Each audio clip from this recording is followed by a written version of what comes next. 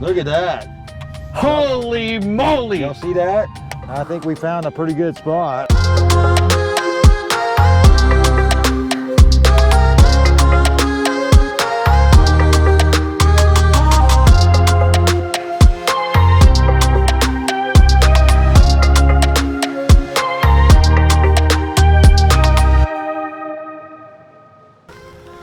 There's a fish turn in front of the boat. Morning, guys. I'm Captain Lee. That's Captain Lou. What's happening, YouTube Nation? Day 2. We are chasing fall bass this morning. We're gonna start with topwater this morning. We got, a front came through last night, a little front. We got some rain. And we got a new look, we got a new boat. Oh yeah, and thanks to our buddy B. Campbell, who's also a subscriber. I've been babysitting his boat for 8 months because he's stuck in Canada. And fortunately, when the fuel pump quit yesterday on the AE boat, I had a backup. So here we are in a Ranger, and it's a nice Ranger. It's an old Ranger. It's kind of like Brent. He's old and he's nice. So yesterday we caught some pretty decent fish. Hopefully we can stay on them today. We had the cold front changed things maybe. Wind's going to come from a different direction, so we're going to have to hunt similar water on the opposite side of the lake, but we can figure that out. So stick around. And I have caught some fish on the outside edges, and that's how I found it. And I went in and started exploring and found the fish on the inside, because I caught a few out here and the wind's blowing on it just enough to give us a ripple. And there's a bunch of little like isolated, it's like your favorite frogging spots where you got buggy whip grass, little bitty pads, and then buggy whip grass, and you got these little clumps of pads. What, do I have a tell? Yeah. I mean, the way you it was in well? video 4.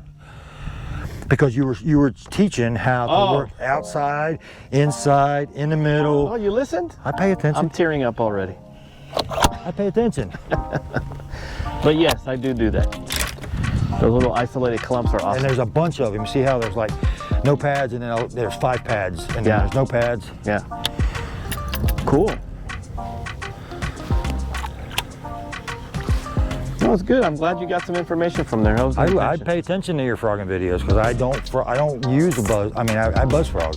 I don't use hollow body frogs. I got a bunch of them. I saw that. I was looking yesterday. I was like, oh, she's gonna cast right there, and then he's like, you completely missed. I was like, what? You No, didn't I go was there. leaving some spots for you. Oh, okay. I mean, really, I was. Because I don't want to hog the spots. I want you to catch fish. I'd like for you to catch a big fish on camera. Spot number 2. We are outside grass line with some buggy whips and some pads mixed in. Throwing top water. We still got some cloud cover this morning. And we've been here a minute and we've already seen some activity, some fish turning, so stick around. Since you're gonna stay top fishing, I'm gonna throw something underneath. Okay. See if we can figure out what they're doing. The Pippinator.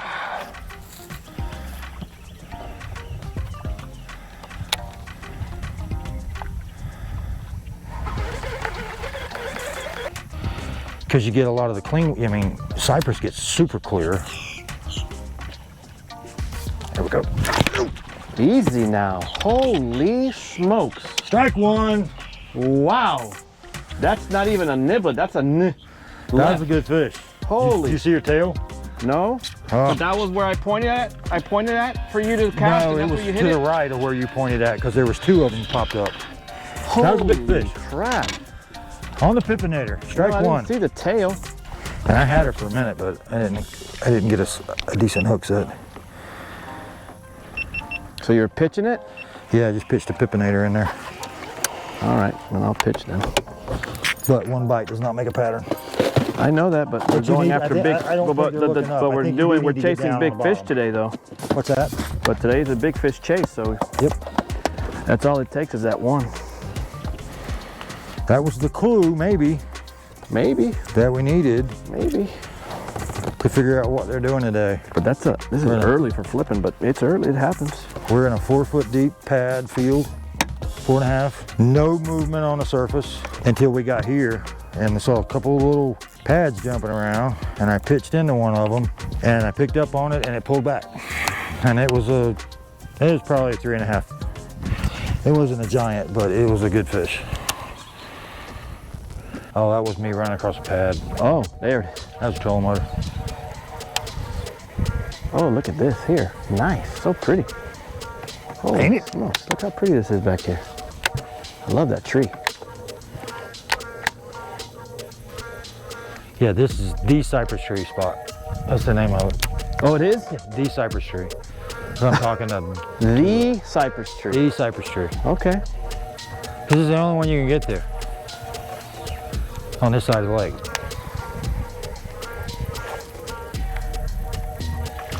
Oh, where was that? That was right there. Oh, was that not right behind you? It was behind me. It was behind me up against the wall. Yeah, up against, can you get to it? Maybe. It was right in that little corner back there. Yeah. Once the boat moves, yeah, I could get it.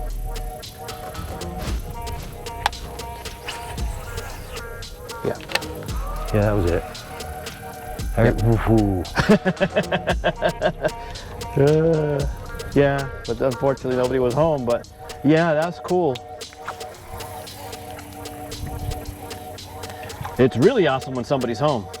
Yeah. And it goes plop, poosh. So you're not supposed to be here, get off my lawn. Yeah, I've had them catch baits in the air. Oh yeah, oh my God, those are awesome. When you see them sprinting along the bank to like a wide receiver to catch it.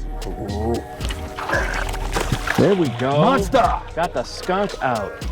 Oh, it's not as small as I thought he was. Got He's the pretty small. skunk out. I can't believe you're trying to eat a pippinator that's longer than you are, dude. But I like your attitude. You just need to gain about 12 pounds.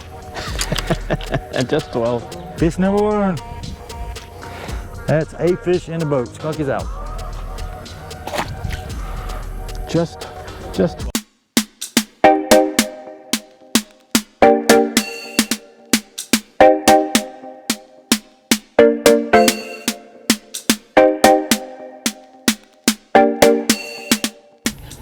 Tom and I went in there one day when we had the right wind blowing, and like 30 minutes had 9 fish. I mean, nothing big, but Yeah, I know, but that little spot, that area there, it's always been interesting to me. in a spot about as long as my dock, we caught most of them. Really? Yeah, they were up under a mat. Yeah. And it was a hard edge on that mat, Yeah. and then it was just sand out in front of it. And I was pitching the pippinator and the ribbon-tail worm and letting it hit the edge of the mat and drop straight down, like, and they'd run back under the mat with it.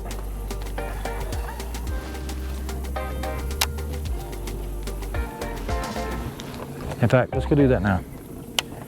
I don't want to waste this cloud cover in an area where they're not hungry at the moment.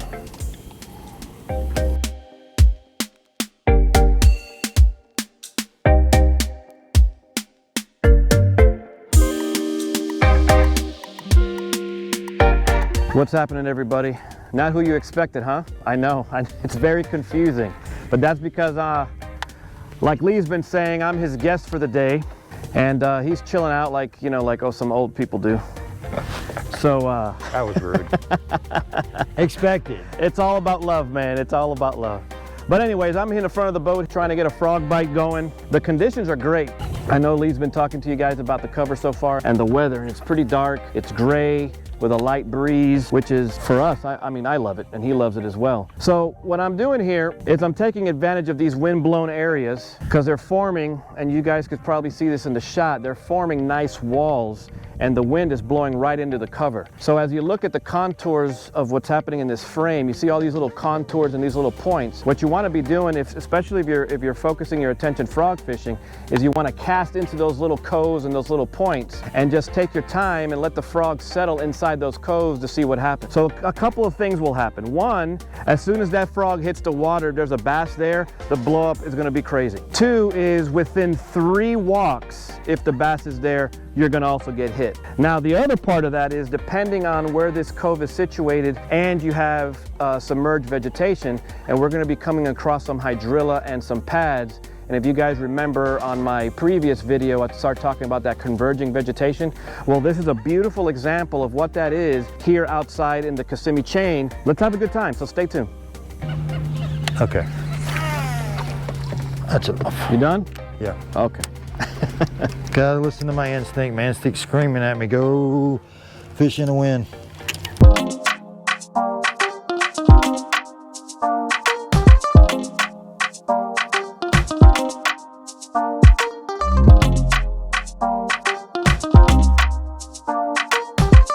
I cannot believe how 2 lakes or the entire chain could just shut down like that. It happens. Jeez. And the only 2 clues I saw were the 2 fish caught in your canal.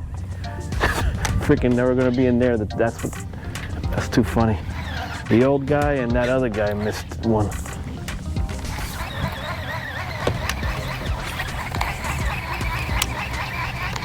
You got all this and they decided to be in a residential canal.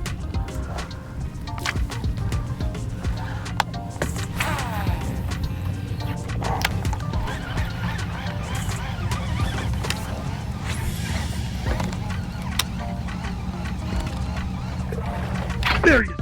Here's a nice fish. All right. Here's a nice fish, bro. I'm coming.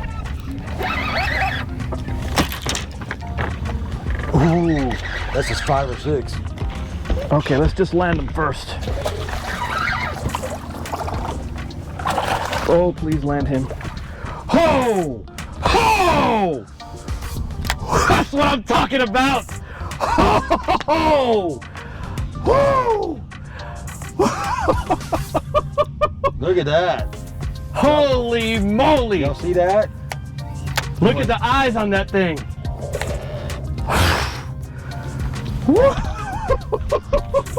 I think we found a pretty good spot. I don't know about you, but you got your scale handy, buddy? Yeah, man. Come on with it. Holy moly. Oh, she's got a pretty good belly on her. Look at this. Look at the stomach on this thing. Look at this. There it is. There it is. 712. There you go. That's a 712. All right, so you want me to, how am I going to crank that down to 712? She's nice. It's heavy. 712. That is a beauty. On the toad or on a jig? On a swim jig. That's what I'm talking about. What color swim jig did you give Nathan? A shad one? A white shad? I gave him a couple. I gave him one of those. A sunfish? Yep. And then I gave him... Is that one of the Seabird ones? Yeah. It looks familiar. The head looks... I think I got the same thing. I got the blue one though. Yeah. Because you got the one with the eyes and stuff. I like his swim jigs. So this weekend was about big fish. So all weekend long we've been targeting big fish, fall bite, you know, on the outside lines, just inside the outside. We've been laughing about those directions all day long. But we were successful. Not a lot of fish, but 2 fish over 5.5. I had a 5.5 yesterday. Lou had about a 4. Yeah. And then today, about an hour ago, Lou bagged that 712. That was a beautiful fish, but you know, they are starting to come to the bank.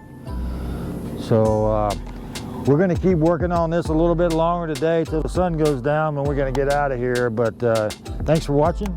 We'll see you next time.